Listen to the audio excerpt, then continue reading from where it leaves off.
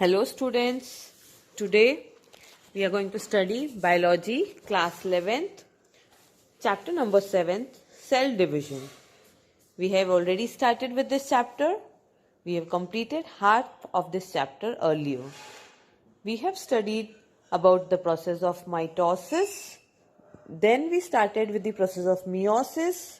Then we completed the process of meiosis, that is divided into two parts, meiosis 1 and meiosis 2. So let me revise the definition of meiosis, then we will move further. Meiosis means the form of cell division by which gametes with half the number of chromosomes are produced. That means chromosomes are reduced to half. Meiosis is a sexual reproduction. This term meiosis was discovered by J.B. Farmer in 1905. The cells in which meiosis occur are called meiocytes. Then we have studied about the different phases of meiosis 1. As you all know by now that meiosis is divided into two parts, that is meiosis 1 and meiosis 2. We have studied earlier about meiosis 1 in detail. We have studied all the stages, all the phases of meiosis 1 in detail. That is meiosis 1 means the reductional division. Diploid mother cell produces two haploid cells. Okay, meiosis 1 is having four stages, that is prophase 1, metaphase 1, anaphase 1 and telophase 1. In that, prophase 1 is subdivided into subphases, substages, that is leptotene, zygotene, packetine, diplotin and diakinesis. Okay, prophase 1 is divided into substages, subphases, that is leptotene, zygotene, packetine, diplotin and diakinesis. Then we have studied in detail about metaphase 1, anaphase 1, telophase 1 and then cytokinesis 1. Now let us move further today and start with meiosis 2. Okay, meiosis 2 means what? The two cells produced by meiosis 1 now enter a second meiotic division. It's simple, meaning it means what? The two cells that are produced by meiosis 1. You all know by meiosis 1, at the end of the meiosis 1, there are two cells that were produced. These two cells produced by meiosis 1 now enter a second meiotic division. Unlike meiosis 1, neither cell goes through chromosome replication. Each of the cell's chromosome has two chromatids. Okay, each of the cell's chromosomes has two chromatids. During this division, two haploid cells formed during first meiotic division divide further into four haploid cells. This division is similar to mitosis. The daughter cells formed in second meiotic division are similar to their parent cells with respect to the chromosomes and the number formed in meiosis 1. Hence this division is called homotypic division. Okay, hence this division is called as homotypic division. I repeat students, during this division, two haploid cells formed during first meiotic division divide further into four haploid cells. This division is similar to mitosis. Okay. The daughter cells formed in second meiotic division are similar to the parent cells with respect to chromosome number formed in meiosis 1. Hence this division is called homotypic division. Homotypic division. It consists of the following phases, that is prophase 2, metaphase 2, anaphase 2 and telophase 2, that will be followed by cytokinesis 2.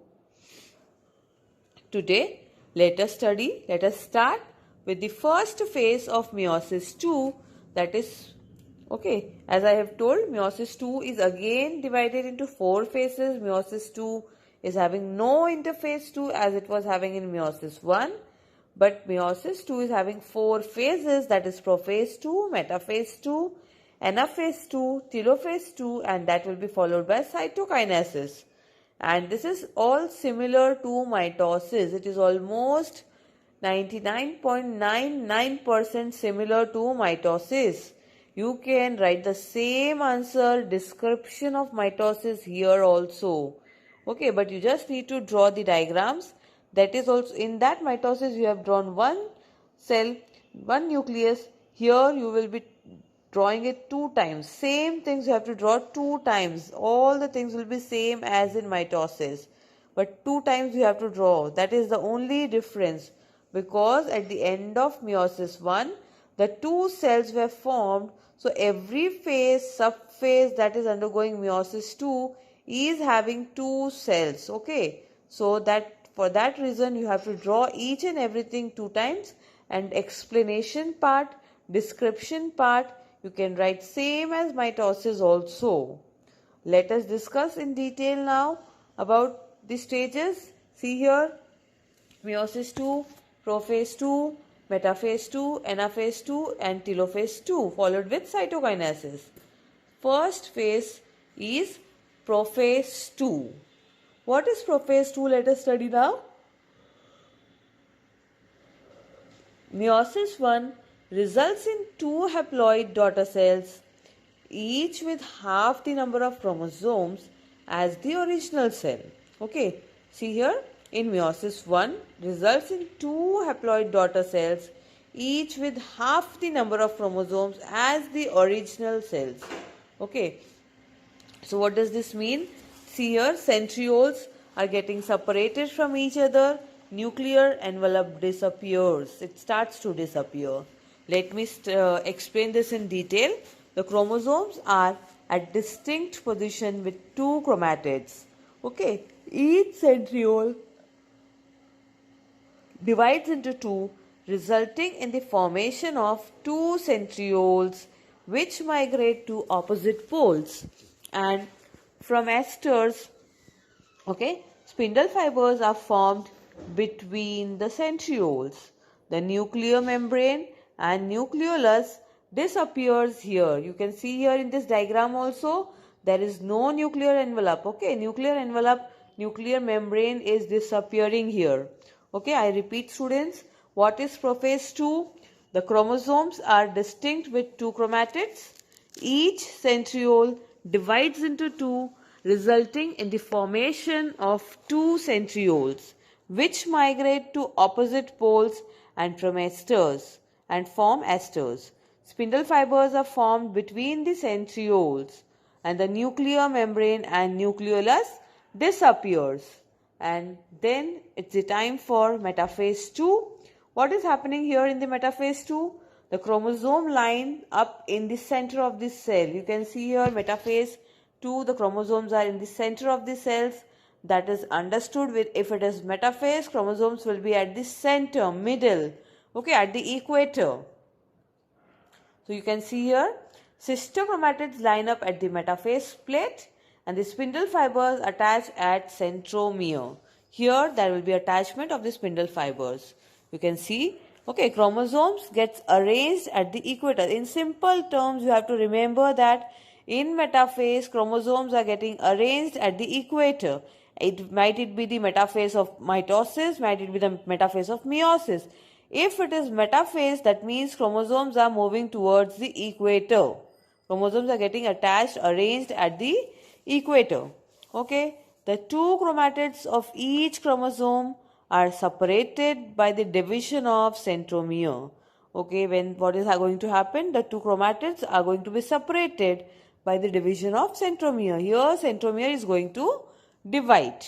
Okay, some spindle fibers are attached to the centromere and some are arranged end to end to the opposite poles, opposite centrioles.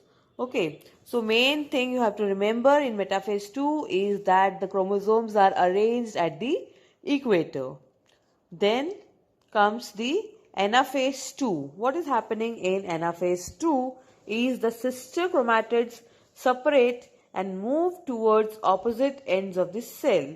Okay, what is happening? Sister chromatids separate and move towards the opposite ends of the cell.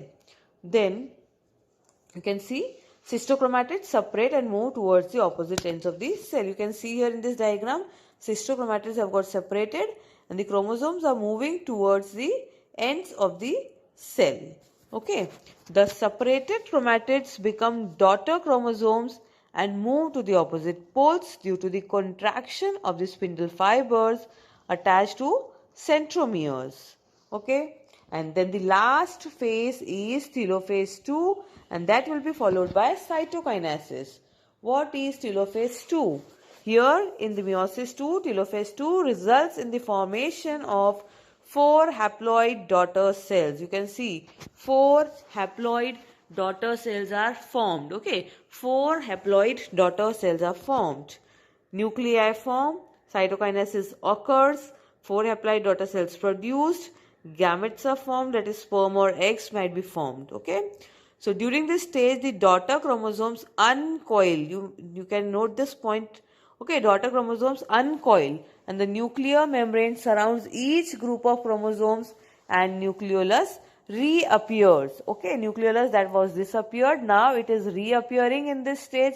So nucleolus reappears and then this division will be followed by cytokinesis 2, and then we have to study the significance of meiosis. Okay, for today we will stop here. Okay, we will continue with this topic of meiosis 2, significance of meiosis 2. Okay, then cytokinesis 2, significance of meiosis 2, and then distinguish between mitosis and meiosis. Okay, so this much topic is only remaining from this chapter. We will continue this topic in our next lecture. Thank you, students. Thank you very much.